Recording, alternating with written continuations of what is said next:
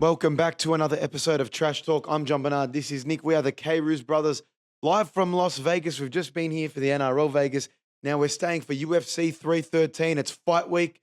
Pereira versus Ankalaev. It's going to be a good week. Well, usually when you come for fight week, you get here on the Monday, but we've already been here for a week. We're accustomed. So Vegas is maybe getting the better of us. I'm not going to talk about our gambling losses so far this week. Been rough. But we're looking forward to Pereira versus Ankalaev, which I think people think is going to be a closer fight than what I'm anticipating. And the betting is showing that as well. So it's going to be an interesting week. Well, let's get straight into that. Now, things that are happening outside of the fights. There's been a lot of chat on Twitter. You know, Ali Abdelaziz, I think he's tweeting from Ankalaev's account. He usually does that for the Dagestan saying, fighters. you know, he's tweeting out at Alex Pereira saying, I'm going to end Sharma. This is the last of Sharma. Alex Pereira has offered Ankalaev a $200,000 bet, saying he's that confident he'll win the fight. Let's put up $200K, and the loser has to pay to the charity of the winner. Well, yeah, so Pereira came out and said, look, if you're so confident, if you really truly believe that you can win, put your money where your mouth is, $200,000. Doesn't want it to go to Pereira himself. He's saying it can go to a charity, but $200,000 is the bet. So it goes to the charity of the winner's choice. But I think this might be haram. I don't know if It's Muslims not gambling. can bet during it's Ramadan. not gambling, but for further context, as of this moment, Abdulaziz and Ankalaev have taken a selfie and responded, said, Salam alaikum, we'll let you know our answer soon. Okay. So the $200,000 bet might I think be they on. maybe are checking whether it is legal or haram or not. I don't know. But they may be deciding whether they actually are that confident and putting $200,000 on the line. $200K of your purse on the line is significant. It's a lot of money. Well, look, usually like when we go through the fighter pays, usually main event, you're looking at a mil. A mil plus. You're looking at 600 to at least a mil. So Pereira's getting 2 mil. And then Ankalaev, you got to pay your team. You got to pay for your flights over to Las Vegas from Dagestan, from Russia. 200,000. You're looking at nearly a quarter of your purse just gone if you do lose the fight. So it's a big ask. But if Ankalaev is that confident, I'm going to end Sharma and this is the last. If I want to wrestle him, I'll wrestle him. I can stand up with him. Put $200K on the line. You don't have to. Yeah. But if you're confident and Pereira's putting it out on there, if you don't take the bet psychologically, you've already lost the fight. That is true. I think Pereira's knows that's a good mind game because Pereira's rolling different now. He's cashed. He's handing out to Rolexes and cash on the streets to strangers in New York. He's moving with different money now. So I think he's just like, you know what? If I can play this mind game, if I can get in Ankalaev's head, $200,000, it's like $20 to him now. That's what I'm hearing. Yeah. How he's been flying across the world making content. He's been in Korea. He's been in Australia. He's cleaning up. He's driving Lamborghinis. He's driving Ferraris. I mean, $200,000 is probably nothing to him right now. But if Ankalaev doesn't take this bet, I've got to put my money on Pereira. I think he's lost the fight. He's just riding so hot right now. I think if he does defend and win this fight this weekend, he'll have 4 title defenses within a calendar year, which is like crazy to think about. 4 fights within 1 year defending his title. So active. He's so active. And like for him to keep doing that, he's proving that he's one of the best fighters in the UFC. And he's obviously going to get paid more because he's doing the UFC favors by fighting on short notice all the time. Well, let's look at someone else that was known as the fighter of the year last year that shared it with him, Ilia Topuria. Now, this is our MMA hot take of the week. Ilia Topuria is not too small for the lightweight division. Well, yes, that is true. I feel like that it's a hot take. Well, no, the criticism is he's too small and he shouldn't be going up. That is true because usually if you are a featherweight, and he does look like a natural featherweight, height, weight, comparing to Volk or other people like evloev, that's their size, that's their body shape. They belong in featherweight. Usually lightweights, they're cutting 10, 15 kilos just to get to the fight. You look at people like Islam, people call him a weight bully because he's cutting so much weight. You look at Khabib, Justin Gaethje, they're bigger bodies compared to someone like Ilia Topuria. This is the argument that's against it. Justin Gaethje came out and said, doesn't mean shit. Doesn't. He's not too small. You know, he walks around at a natural heavier weight anyway. And also the only person to put Justin Gaethje to sleep was a featherweight. So it's not going to be too much in terms of punching power. He should be fine. But these are some of the stats in terms of Ilia Topuria's prowess, right? Ilia Topuria walks around at a heavier weight. He said this, and he says it's hard for him to cut to featherweight. I've seen his reports that he's walking around 190 pounds, 180 pounds at least. And I think Islam, who is the lightweight champion, rolls around at about 180. Now, here's the second point. Arman Sarukian is 170 centimeters. That's what he's listed at. He's the number 1 contender for the lightweight title. Ilia Topuria is 170 centimeters. But, just objectively, looking at them, like Arman Sarukian looks ripped to shreds. He looks like he's holding at least 10 to 15 kilos more muscle than Topuria is. Well, people are saying he weighs more than Islam out of camp, but he's also taller than Volkanovski, who Volkanovski is the person, the featherweight, that gave Islam Makhachev his toughest test. That is true. He took him to the 5th round. Some say he beat him. So Some say Islam was fighting for his life in that 5th round. And if the reports are true that Topuria is needing 6 months to cut weight, it's a gruesome weight cut for him, then it just makes sense that he probably isn't a featherweight and he is a lightweight. And whether you agree or not that he's achieved everything in the featherweight division, I don't think he has, but whether you agree with it or not, he wants to move to lightweight, and this is the thing that he can do. This is the last point. The last time he fought a lightweight, he put him in a coma. Brutally knocked him out. I think the guy was a Jai Herbert, 185 centimeters. Yeah. So the taller opponent isn't that much for Ilia Topuria. And if you look at his fighting history, he has fought in the lightweight division before. That's not like it's absurd to think about. He's not jumping up to middleweight or welterweight. Like it's not absurd to think that he can go up a weight division. It was always going to be the case as well. He's spoken about it from the first time he's won his fight, and I think that's his plan the whole time in the UFC. And for someone like Justin Gaethje, who is a lightweight, an interim champion, former interim champion, to say, you know what, he can do it. It doesn't matter. He's knocked out Max Holloway. He's knocked out Volkanovski, both fighters who have had somewhat success in the lightweight division with their fights in that. I'm going to say with Ilia up there, most stacked division in the UFC. It's always the most stacked division. It's always, even like from when Khabib and Conor were there. No, but think about superstardom. Charles Oliveira, Islam Makhachev, Justin Gaethje. You know what I mean? Poirier. Dustin Poirier, who's going to have his last fight in Louisiana. Now Islam Makhachev. Like, name a better top 5 to top 10 in the UFC. You can't. You can't. UFC's light heavyweights walking around with really light superstars. It's the most stacked division I'd say in the middleweight. UFC. Middleweight's probably up there. Duplessis, Khamzat, You could Israel say maybe Adesanya, 4 or Whittaker. 5. Yeah, Strickland. Strickland as well. He's a good character, very entertaining. But the thing is with the lightweight, we've been over this before as well. Dustin Poirier is going to retire. Justin Gaethje's 36. What has he got? Maybe 2-3 fights left in him. Charles Oliveira, he's getting up there in age as well. Max Holloway just came into the division, but he's considered a veteran. Who knows how much longer he wants to fight as well. So, yeah, you've got Topuria moving in. And don't forget, Islam wants to go up as well. He might be going as well. Let's talk about that. What's going on in the welterweight division? Because Leon Edwards has just come out and said he wanted to take the Belal matchup after Shavkat pulled out, but UFC told him, we can't take you off the London card. Doesn't make sense to take him off the London card because, as well. Obviously, he loves fighting out of London. He fought in Manchester last time. He's got a lot of fan base there. They're building the card around a UK fighter. Regardless, he said the UFC have told him that the winner of him versus Sean Brady will fight for the title next. But Islam Makhachev says he wants to go up and fight for the title next. Then you've also got JDM and Belal fighting for the title right now. Shavkat's promise. He said he's next. Put out a tweet and said, you guys fight. I will face the winner of JDM versus Belal for the title later in the year. So who deserves the next title shot after JDM versus Belal? Well, I think from what we're seeing, it doesn't really matter who deserves the title shot. It's whoever Dana thinks deserves it or whoever Dana wants to fight in that match. That's also who's going to generate the most money. And look, I understand if I was looking at it objectively again, completely unbiased, Leon Edwards probably should be ahead of JDM fighting for the title. As much as I want to see an Aussie fighting for the title. As much as I agree, like JDM, he beat Gilbert Burns, and yes, it was a TKO. Got a massive win streak as well. Yeah, he's undefeated fighter in the UFC. But in saying that, Leon Edwards was a long reigning champion. No, he wasn't a long reigning champion. But he had an undefeated streak for a long time. I think it was 8 fights, 9 fights. No, it was longer. I think it was like about 8 years or something. He was undefeated. Right, was champion, beat Usman twice, beat Colby Covington. You know what I mean? And then I feel like yes, he lost to Belal. And it was a kind of in convincing fashion, but he didn't get knocked out. It went to decision.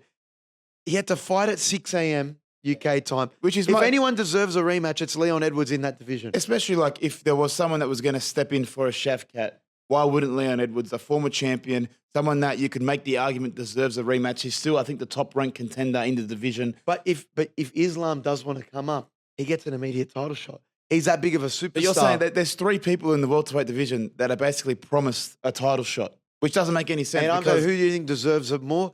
It all really depends on the UFC and who generates money. Ultimately, Leon's not going to get it if Islam says, I'll come up and fight. Islam deserves it.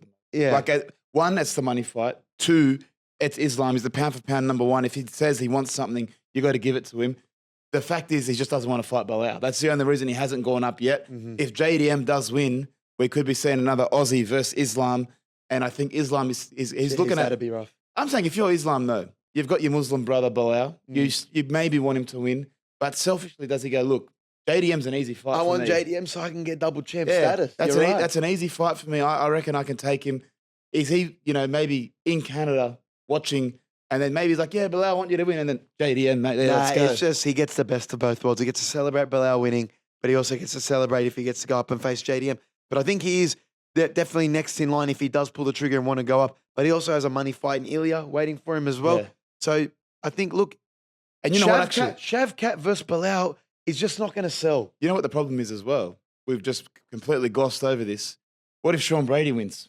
Sean Brady's the next in line. Like no one's going to cop that. No, look, I think Shavkat's kind of done enough as well, but ultimately, Sean Brady versus Belal, not going to sell. Sean Brady versus JDM, not going to sell. Shavkat versus JDM or Shavkat versus Belal, again, not going to sell that much. So I think the UFC does want Islam to kind of take the leap and go up in weight. Yeah, I think they're just waiting for him to just decide whether he wants to. He wants to face Belal. Like, wasn't there a saga like he unfollowed him or Belal unfollowed all Team Dagestan on Instagram a couple weeks ago? Yes, we'll see. Been glossed over now as well. Apparently, he's packing on the kilos as well. We've got a bit of sources in Dagestan putting on some weight. Islam's putting on some weight and getting ready to move up. Well, that Demetrius Johnson podcast, he said he doesn't like to snack. He doesn't like to eat a lot. He keeps himself pretty disciplined. He's very cut. If he's putting on weight, that means he's doing it purposely. Tom Aspinall has come out recently and said he has spoken to the UFC multiple times, and the person holding up the fight with him and John Jones is John Jones and his team. He told the UFC, I'm ready to go. When are we making this fight? Let's go. UFC has told him, we want this fight next. We're trying to make it happen. So that leaves it that John Jones is just delaying this fight. Why would John Jones be delaying this?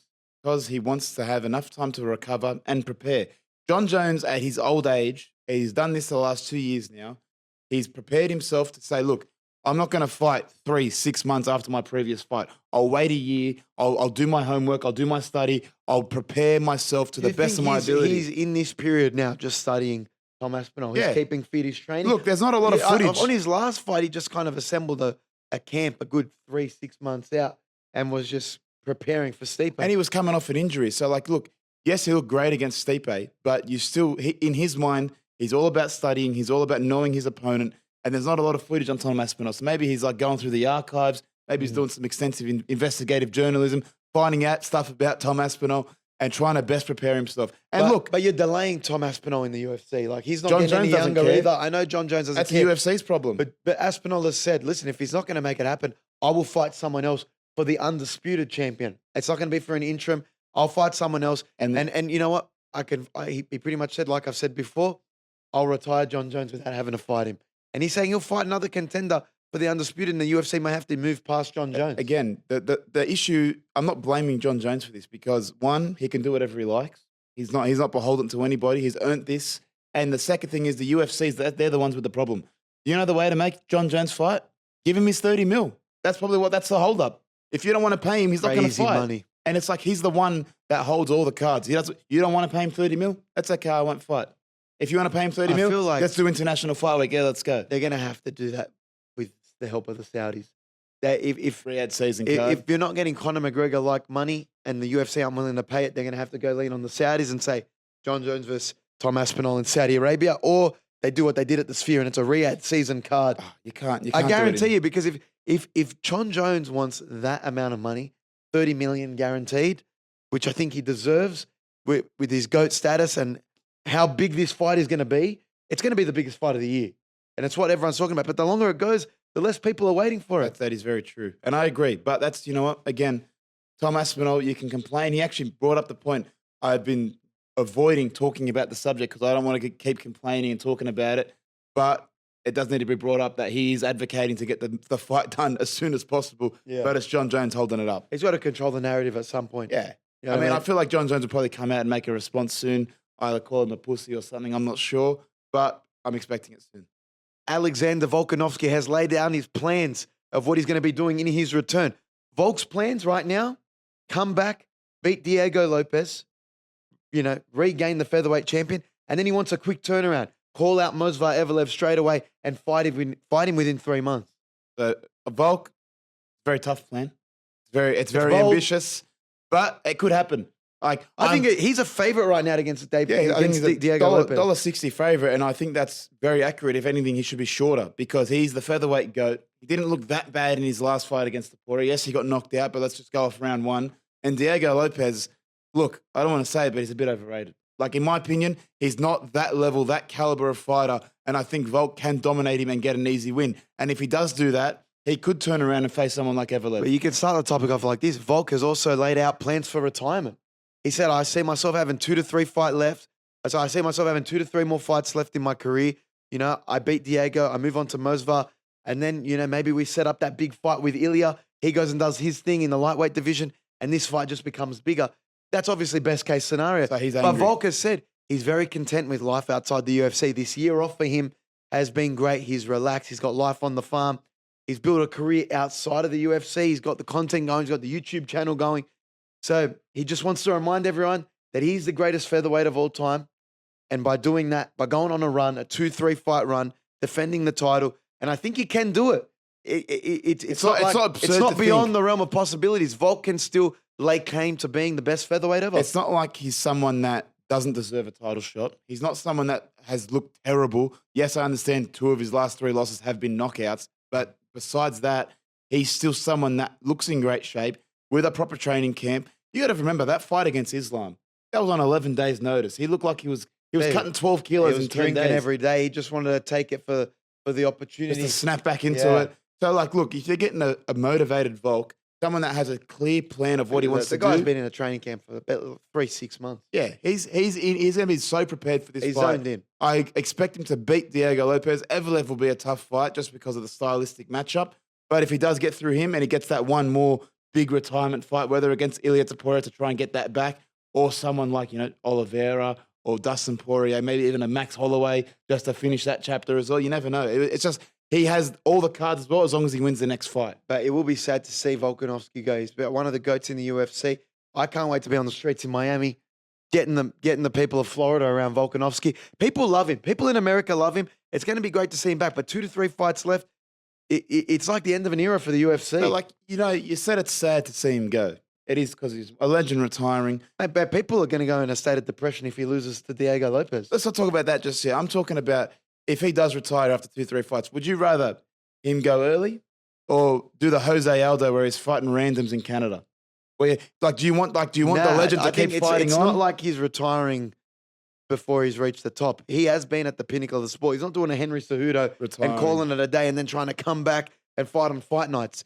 He has done enough in the sport. He can retire right now if he wants. Yeah. And he's doing a lot outside of the UFC. The content's been great. He's a great presenter, works with Sportsbet, whatever it is, right? But ultimately, you know, I think this final 2-3 fight run is what's best for him. He's laid out a plan. He wants to achieve it, and he can do it. Well, I'm just going to say, because I've been reading the Twitter comments, the treatment of Jose Aldo has been poor. But it's the matchmaking of Jose Aldo. Exactly. So because like, I feel like I don't want to say that. I don't want to say that for enough to Volk. where he can get decent fights. You know what I mean? Like, at least put like a younger, bigger name over instead of some random fighters that, you know, really doesn't have much impact on the division. Yeah. Like, I don't want to see that for Volk. If they're doing that to Volk, I'd rather him just retire early. Now, Manel Kape, he just won his fight at Fight Night, called out Pantoja, called out Kai Kara France. Is Manel Kape one of the best trash talkers in the UFC? He's top 5. I say even top 3 just because of its pure entertainment. He's so funny. Like the way he gives post-match speeches, whether it was calling out Adesanya, whether it was calling out Kai Kara France in Sydney. He's not scared of anyone. He's not scared of He'll anyone. say fuck you to anyone. And then the post-match of this most recent fight against Asu Ankalaev, Yeah, he said, I'm Kai Kara France Pantoja, you watch yourselves because I'm going to take candy like I take candy from my daughter. I'm going to steal the belt like I steal candy from my daughter, which is very funny line. But regardless of his trash talk, he's backing it up. He's a showman. He's saying, I'm the star boy of the division. Round 3 KO, he had the guy running for his life. Yes, there was a little bit of an eye poke in there. And these guys are, you know, it was an eye poke combination. But then he was chasing him around the ring. Ankalaev was running around the ring, you know, and I had Manel Kape by decision. And, you know, to get it done, get a knockout. But I do think he is the star of the division. Kai Kara France isn't making that much noise. Pantoja is allegedly going to defend his title at UFC 316. Maybe make that fight. No, I feel like even the way Kape was talking post-match, Kai Kara France versus Pantoja is already scheduled. I think, yes, it hasn't been officially announced, but it's going to happen from fighters that you've spoken to, from, you know, people in MMA Twitter. They've said that's the next fight that's going to happen, but he should get the winner. There's no one else in that division like Royval versus, is Royval versus an Usyk? No. Moreno's versus Moreno's Usyk. versus Maybe Usyk, the winner April of the 30. winner of that can maybe verse Cap for a title eliminator. But if Cap really wants to, with his entertainment value, he could hold out and get a title shot. We've seen lesser fighters. I'm talking Steve Erceg, Kaya Sakura get a title shot. So why not Manel Cap? I think Manel Cap deserves it. He's one of the most entertaining fighters in the division. But on the mic, who's better than him? Dricus Duplessis. You know what I mean? He's more of an intellectual trash talker. Yeah. And then I would say Colby Covington. Nah, I say he's gone. He's old news. No. He hasn't backed it up But either. when he has a fight week, he turns it on. He does get You entertaining. know what I mean? Strickland? In the lead up, Strickland, yes, but he's more entertainment value. That's what You know I'm what I mean? That's And what he's I'm not going, going Cap. Cap is more post-fight entertainment. Yeah. He doesn't do enough to sell his That's fight true, in the okay. lead up to the fights. All right, so we You won't know, put him... remember the last time he fought Muhammad Makayev, you thought these guys were going to kill each other because they were just going at it in the hotel. They were going at it at the press conference, and they went in and hugged it. They hugged it out. So it's like he's not doing enough pre-fight with the chat. Okay, so he's top 3 post-fight, Mike, on the mic. Top 3 Yes. post. Okay, I'll cop that. I agree. Let's get into our UFC 313 preview. It's happening this week. It's not the most stacked card. There has been some disruption. Dan Hooker has been replaced by Fiziev. So let's get into it from one of the bottom fights of the card, King Green versus Ruffy. Well, look, if you looked at King Green's last fight against Paddy Pimblett, there's no chance you'd think he'd win a fight ever again. He looks like he's just mailing it in. You can't discount Paddy Pimblett. Paddy He's a Pimblett's skilled great fighter. but like I think if you've watched people like the way he got submitted, it's like he wanted to lose. I feel like there's fighters that, they're just playing out their contracts. They're just getting to the end of their career, and you're going to go with the younger fighter here. The thing with me is it's a younger fighter, but also the fighting nerds. They're undefeated. Exactly. They're going on an absolute streak. They're You just taking saw over. Silva bloody TKO someone the other week. You got, Caio Barilio on a run as well. Just won a grappling match. You cannot bet against the fighting nerds right now. So I'm taking Ruffy. I think he probably TKOs him as well or submits him. I'm looking forward to interviewing King Green, but I just don't think he's he'll win this fight. entertaining. But if you get submitted by Paddy Pimblett, I'm taking Ruffy by submission. No, man, Paddy Pimblett's a great, I think, jiu-jitsu specialist. He's got some good submissions, but it's just the way it happened. The way he was fighting, it just didn't look pretty, and I expect the same thing to happen again. Jalen Turner versus Ignacio Barra-Mendez. I'm leaning towards Jalen Turner here. If you look at, the tail of the tape, I think he edges him out in every aspect. Reach, I think past fights. Also, it's very split down the middle. It's about $1.90 each right now for these blokes. I'm just leaning towards Jalen Turner just based on his resume. I think this fight's more of a toss-up, probably the biggest 50-50 fight of the night. The betting's showing that, but I'm just going to lean to Jalen Turner just because I got no idea. Just a 50-50 chance, flip a coin, and that's how you got to bet the fight. Gaethje versus Fiziev 2. Rafael Fiziev versus Justin Gaethje. Going off the first fight, it was a decision victory for Gaethje.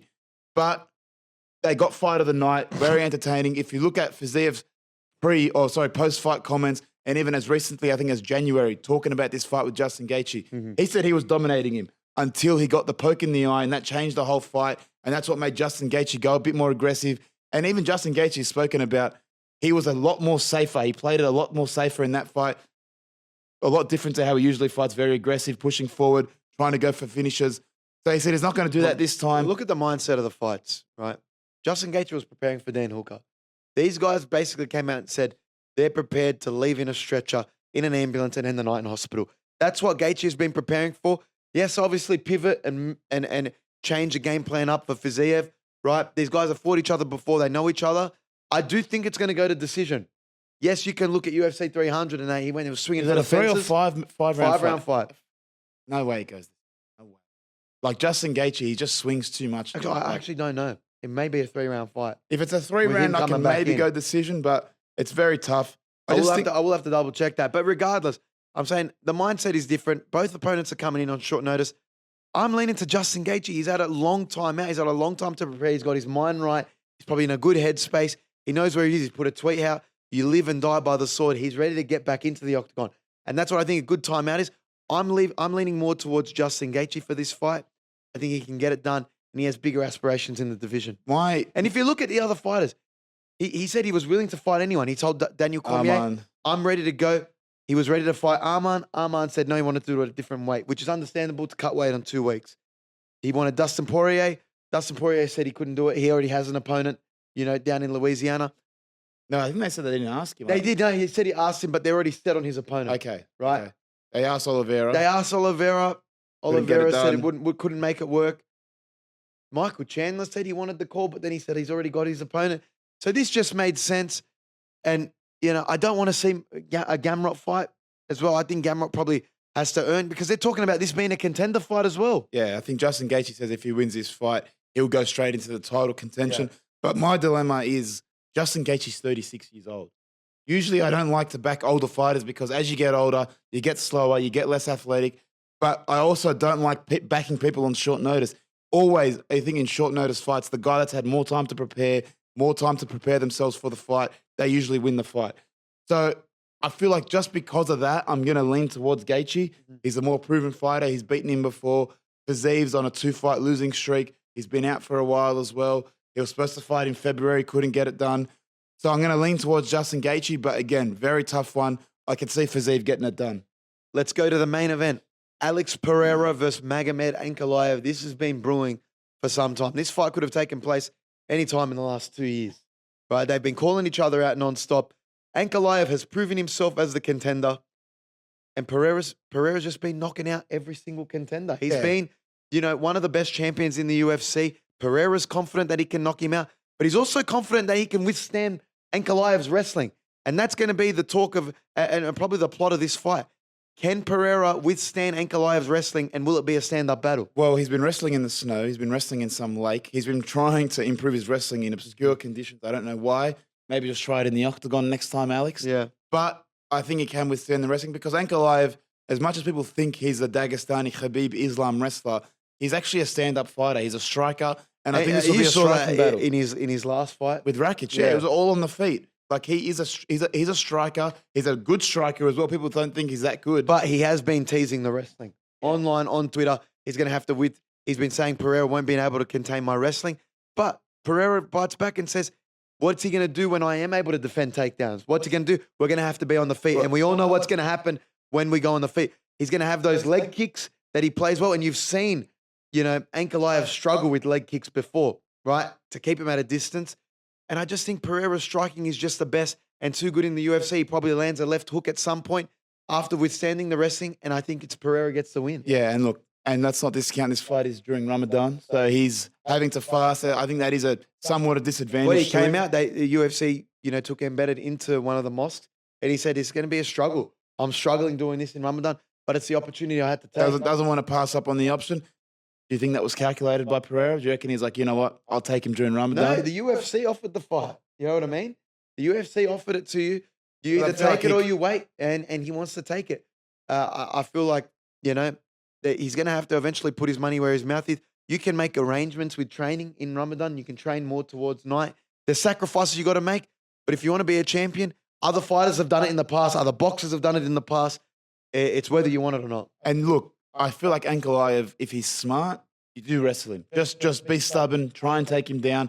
Because if you've spoken to other fighters, John Jones, Tom Aspinall, what's your game plan against a fighter like Rugby tackle straight away. Rugby tackle him, just try and take him down because what's the point of trying to get into a stand-up battle with him if he does have that brutal power? But in saying that, no one has really tested Alex Pereira's wrestling.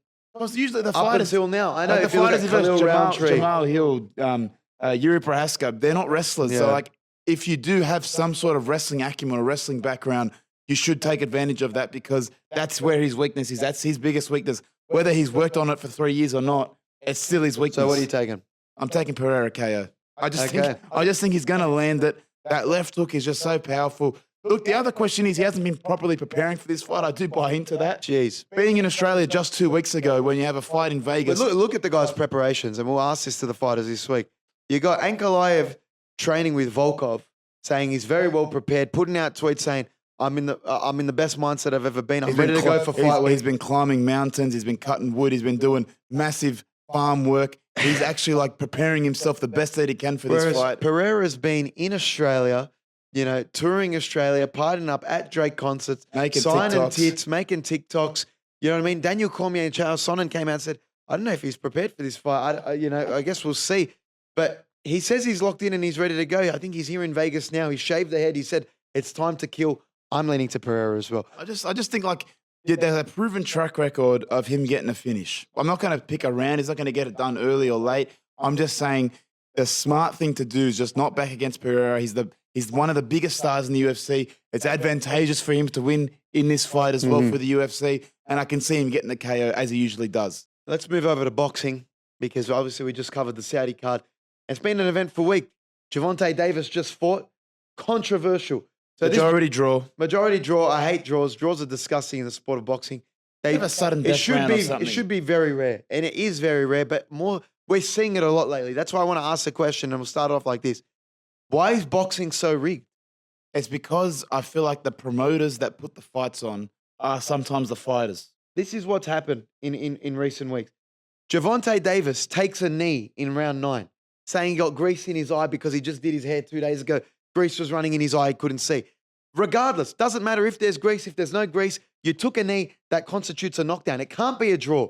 They put it, the judges said it's a draw, majority decision draw? Majority draw. So they one round, one round the other scored it a Majority tie. decision draw when a guy's taken a knee. The ref started counting and then stopped the count. Look, doesn't make sense. When there's promoters involved and PBC's involved and they're looking for the best interests for Amazon Prime, it's always going to be messy. Look, I haven't had a chance to watch the fight back in full, but from watching the highlights and watching the supposed takedown or the Roach knockdown. was robbed. He was robbed. It's a knockdown. I don't agree. I understand. And if you actually follow the narrative, whether he had goo in his eye or not, he looked at the ref. There was no massive punch that caused his stomach.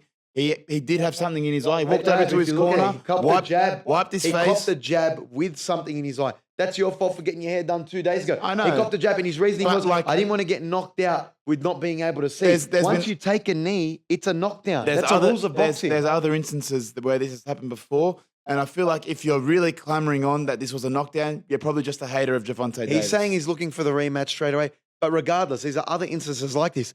Hamza Shiraz versus Adames was ruled a draw as well, with Adames clearly being the winner.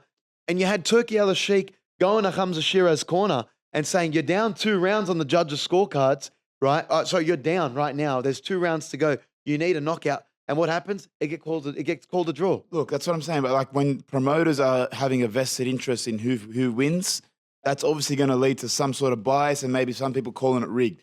Boxing's always been like this. It's nothing new. But what does boxing have to do to change its reputation? There's always leaning towards promoters, leaning towards Muslim fighters in Saudi Arabia. That's the narrative. And it's just like, it just has this rigged nature. You gotta become like the UFC. You gotta have that centralized figure, Dana White or somebody. Like the UFC doesn't have rigged judging? But they usually call them out and get fired. I think there was that time in Perth, they called the guy, listen, go home. Like you're not judging anymore. Like, that's terrible. That's very true. What about AI judging? No good. I feel like that can be hacked. That's I know. anything. Everyone calling for AI judging, saying like, it's based on box rec and punches landed significant strikes. Regardless, you could just, Turki Al-Sheikh and the Saudi AI boxing can just put it in to say, oh, the robot said. Hey, the robot said that, our Muslim fighter have won here. No, that's what I'm saying. I feel like that's going to be even more rigged because you're taking out the human element.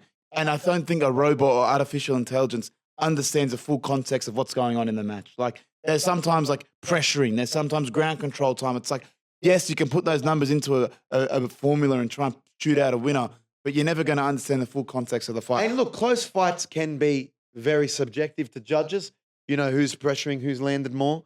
But boxing does have a lot to do. I think maybe this Saudi TKO umbrella where they're going to be promoting the fights and putting on these big... If we get a UFC boxing style promotion, that'll probably solve a lot of problems. That might be the answer to boxing's, rigged reputation. But again, sometimes judges are just stupid and they do stupid things. You can't change that. Well, let's talk WWE. This may have been one of the biggest weeks in WWE history. John Cena finally turned heel. After 25 years of hustle, loyalty, respect, never giving up, John Cena's turned to the dark side. I just want to go on record. I think this is one of the biggest heel turns of all time. It's the way it was one done, or two. It's one or two. It was perfect. No one saw it coming. No one really saw this coming. John Cena was on this nostalgic retirement run, and he finally turns heel now after never doing it in his whole career. It's pretty massive. But that brings me to my question. Is John Cena's heel turn bigger than Hulk Hogan's heel turn to the NWO? The only reason I say no is because he's not a full-time wrestler. Hulk Hogan at that point in his career was a full-time wrestler, and it was the catalyst that started the Monday Night Wars that made WCW the most popular wrestling product in the world. And it lives forever. But this has been, John Cena's heel turn has been one of the most viewed things in WWE history. I think within 12 hours, he hit 121 million views on social media, which is crazy. Hulk Hogan didn't have social media back then. That's Yes, an I know. unfair comparison. Regardless, it is still massive. And when you think about it, Hulk Hogan was getting booed at the time. People were turning on Hulk Hogan. They were like, it's just too much. We don't believe in take your vitamins, say your prayers. The red and yellow, we're not getting behind it anymore. The society was kind of changing. You could say John Cena's been booed his whole career. No, but at this point in time, John Cena was getting cheered. It's a nostalgic retirement on John Cena. We've missed you. You're coming back full time. We love you. You know what I mean? We can't wait to see you back. And all of a sudden, he turns on the fans. There's little kids crying. They're putting up TikToks. They're crying, saying John Cena finally turned and joined the final boss, The Rock. No one saw the way in which it was done. It's equivalent to Hulk Hogan, and I think it's bigger. Can I ask you, though, why did John Cena turn heel? Why did he do it? Why has he done this to the fans? Why has he betrayed everybody? Betrayed all his morals? Why has he done it? He sold his soul to The Rock. He sold his soul. The Rock wanted Cody Rhodes' soul. He said, I can ascend you to being one of the biggest. I'm the most followed man in Hollywood. You can become. We're talking movies. We're talking superstar. And that's what outside Cena of wants. WWE. That is what Cena wants. John Cena has been doing movies. He's been doing, comedies. He's been doing, Action Transformers. dramas. He's been doing drama. Regardless, John Cena has sold his soul to Hollywood Rock. And that's what happened. He sold his soul to the final boss.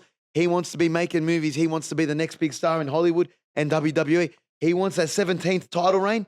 He wants to be The Rock's champion. And he sold his soul. That's why he's done it. He wants to become the greatest of all time, and that's why I kind of respect this move. I understand his motives, and I understand why he's done it. But now I want to ask the question. The Rock's put up 3.